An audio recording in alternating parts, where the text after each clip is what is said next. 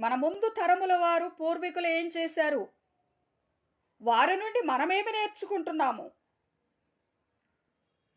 మన భక్తి జీవితాలు రాను రాను అడగంటిపోతున్నాయా? ఇంప్రూవ్‌మెంట్ అనేది ఉంటుందా?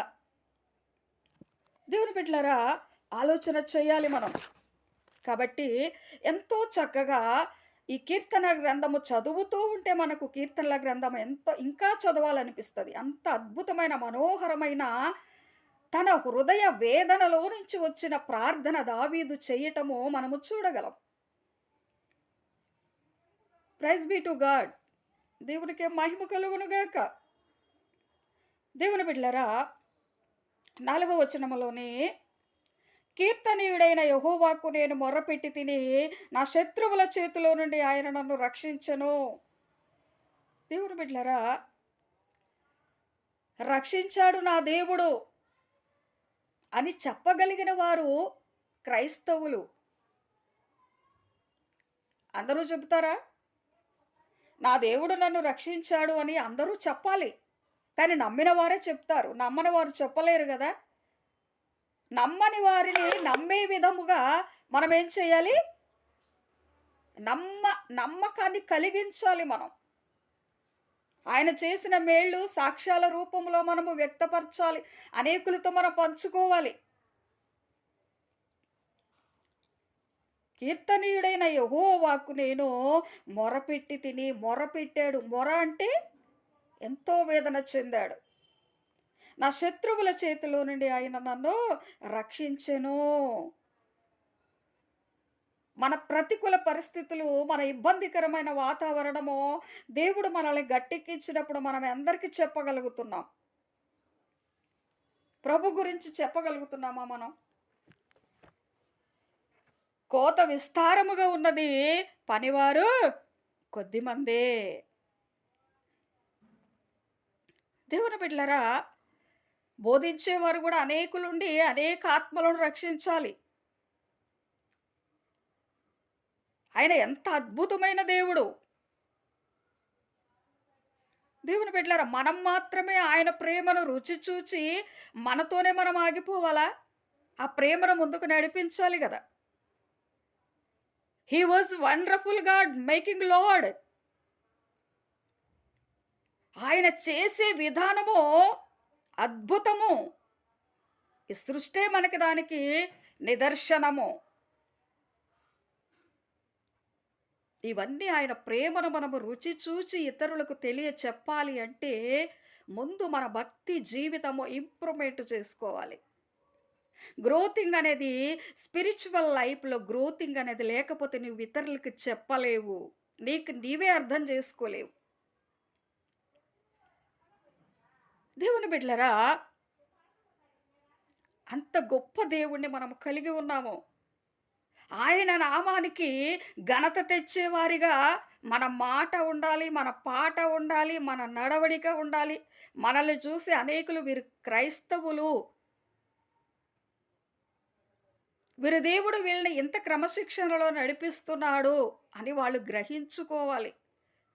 నీ భక్తి మార్గమును వాళ్ళు కూడా అవలంబించేలాగా, నడిచేలాగా ఉండాలి.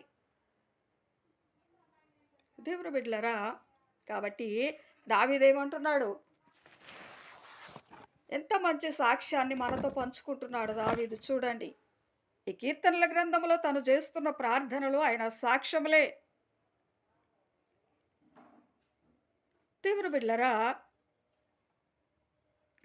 ప్రార్థన చేస్తే ఆన్సర్ వస్తదని దావీదుకు నమ్మకం. అబ్రహాముకి నమ్మకం. మోషేకి నమ్మకం. మోషే ప్రార్థించగా ఎర్ర సముద్రం పాయలు కాలేదా? స్తుతులతో ఎరుకో గోడలు కూలలేదా?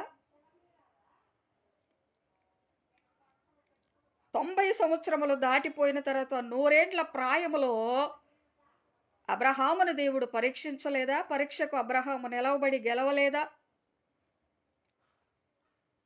పారిపోతున్న యాకోబును దేవుడు పట్టుకోలేదా? తన జీవితాన్ని మార్చలేదా? ఆశీర్వదించలేదా? ఇవన్నీ మన బైబిల్లో చూస్తున్న సత్యములివి. మోసము చేసి, అబద్ధము చెప్పి పారిపోతున్న వాడితో నాకేంటి? నేనెందుకు బ్లెస్ చేయాలి అని దేవుడు అనుకోలేదు. పట్టుకొని, వెంటాడి తనను పట్టుకొని మరి ఆశీర్వదించాడు. పెనుగులాడాడు యాకోబు ప్రార్థనలో. తెల్లవారిపోవచ్చున్నది నన్ను విడిచిపెట్టమని చెప్పగా విడిచిపెట్టలేదు. అందుకే తుంటి నరం మీద కొట్టడము జరిగింది. పట్టుదల కలిగిన ప్రార్థనకు నిదర్శనము ఆ వాక్యమే. చిన్న కష్టమొస్తే, చిన్న బాధొస్తే, వ్యతిరేకతలు మనకి ముందు నడుస్తూ ఉన్నప్పుడు మనం ప్రభువును విడిచిపెట్టేస్తాం. దేవుని బిడ్డలారా, యాకోబు పట్టుదలతో పోరాడాడు. గెలిచాడు. గెలవబట్టే గదా! నీ పేరు ఇక నుండి యాకోబు కాదు ఇశ్రాయేలు అని చెప్పడం జరిగింది ప్రభు. నువ్వు మనుషులతోనే కాదు దేవునితో కూడా పోరాడి గెలిచితివి. మనుష్యుల పోరాటాలతోటే మన జీవితాలు అంతమైపోతున్నాయి. ప్రార్థన పట్టుతో దేవుడితో పోరాడే ఆ శక్తి మనకి ఎక్కడి నుంచి వస్తుంది? ఆత్మ బలముగా లేనప్పుడు ఆ శక్తి ఎలా వస్తది? ఆత్మ బలముగా ఉంటే పోరాట ప్రార్థన వస్తది. ఆత్మ చల్లారిపోతున్నప్పుడు పట్టుదల కలిగిన ప్రార్థన మనలో రాదు. అపవాది ఎంతకంతకు వెనక్కి లాగాలని చూస్తున్నాడు. కానీ నీ జీవితాన్ని ఎలాగా లీడ్ చేసుకోవాలనేది నీ చేతిలో ఉంది. ఏది ఎంచుకోవాలి అనేది నీ చేతుల్లో ఉంది. Choice is yours.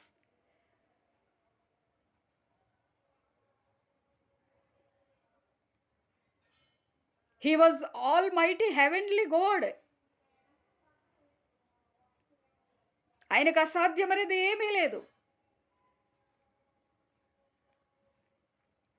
దేవుని బిడ్డలారా, ఈరోజు మనము నేర్చుకున్న ఈ వాక్య ధ్యానం ఏంటి? మనము బోధించుకున్న ఈ వాక్య ధ్యానం ఏంటంటే, దావీదును చూసి మనం ఇక్కడ నేర్చుకోవలసిందేంటి? ప్రార్థనతో తన పోరాటంలో గెలిచాడు. అందుకే కదా, నా శత్రువుల చేతిలో నుంచి ఆయన నన్ను విడిపించగా నేను యెహోవాను స్తోత్రించాను.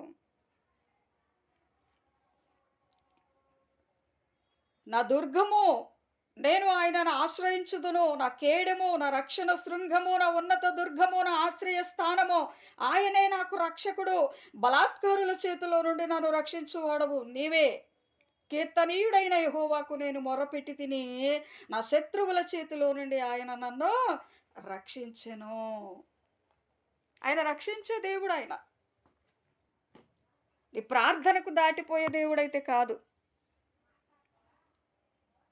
పోరాటం కలిగిన ప్రార్థన ఉండాలి. పట్టుదల కలిగిన ప్రార్థన ఉండాలి.